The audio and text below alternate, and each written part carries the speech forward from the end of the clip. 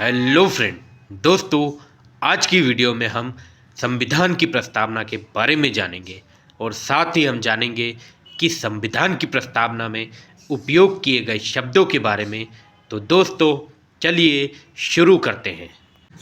हम भारत के लोग भारत को एक संपूर्ण प्रभुत्व संपन्न समाजवादी पंथ निरपेक्ष लोकतंत्रात्मक गणराज्य बनाने के लिए तथा इसके समस्त नागरिकों को सामाजिक, आर्थिक और राजनीतिक न्याय, विचार, अभिव्यक्ति, विश्वास, धर्म और उपासना की स्वतंत्रता, प्रतिष्ठा और अवसर की समानता प्राप्त कराने के लिए तथा उन सब में व्यक्ति की गरिमा और राष्ट्र की एकता तथा अखंडता सुनिश्चित करने वाली बंधुता बढ़ाने के लिए दृढ़ संकल्पित होकर अपनी इस संविधान सभा में आज 26 नवंबर 1949 ईस्वी को तदेत द्वारा इस संविधान को अंगीकृत, अधिनियमित और आत्मार्पित करते हैं।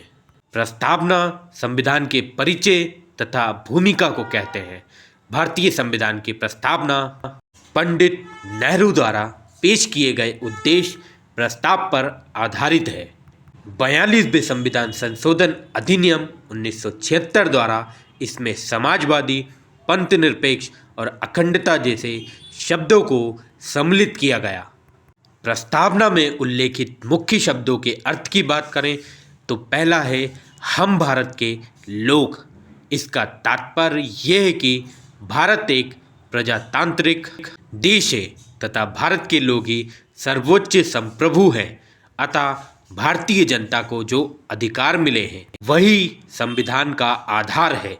अर्थात दूसरे शब्दों में भारतीय संविधान भारतीय जनता को समर्पित है। अगला शब्द है संप्रभुता। इस शब्द का अर्थ है कि भारत ना तो किसी अन्य देश पर निर्भर है और ना ही किसी अन्य देश का डोमिनियन है। इसके ऊपर और कोई शक्ति नहीं है और ये अपने आंतरिक और बाहरी मामले का निस्तारण करने के लिए स्वतंत्र है। अगला शब्द है समाजवादी। समाजवादी शब्द का अर्थ है कि ऐसी संरचना जिसमें उत्पादन के मुख्य साधनों, पूंजी, जमीन, संपत्ति आदि पर सार्वजनिक स्वामित्व या नियंत्रण के साथ वितरण में समतुल्य सामंजस्य हो। अगला शब्द है पंथ निरपेक्ष। पंथ निरपेक्ष राज्य शब्द का स्पष्ट रूप से संविधान में उल्लेख नहीं किया गया था, तथापि इसमें कोई संदेह नहीं है कि संविधान के निर्माता ऐसे ही राज्य की स्थापना करने चाहते थे। इसलिए संविधान में अनुच्छेद 25 से 28 धार्मिक स्वतंत्रता अधिकार जोड़े गए। भारतीय संविधान में पंथ निरपेक्षता की सभी अवधारणाएं विद्यमान हैं, अर्थात हमारे देश में सभी धर्म समान हैं और उन्हें सरकार का समान समर्थन प्राप्त है। अगला शब्द है लोकतांत्रिक। संविधान की प्रस्तावना में लोकतांत्रिक शब्द का इस्तेमाल वृहद रूप से किया गया है। इसमें न केवल राजनीतिक लोकतंत्र बल्कि सामाजिक व आर्थिक लोकतंत्र को भी शामिल किया गया है।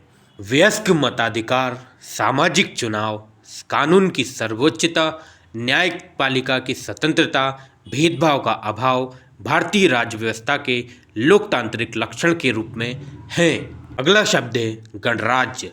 प्रस्तावना में गणराज्य शब्द का उपयोग इस विषय पर प्रकाश डालता है कि दो प्रकार की लोकतांत्रिक व्यवस्थाओं को वंशागत लोकतंत्र तथा लोकतंत्रीय गणतंत्र में से भारतीय संविधान के अंतर्गत लोकतंत्रीय गणतंत्र को अपनाया गया है।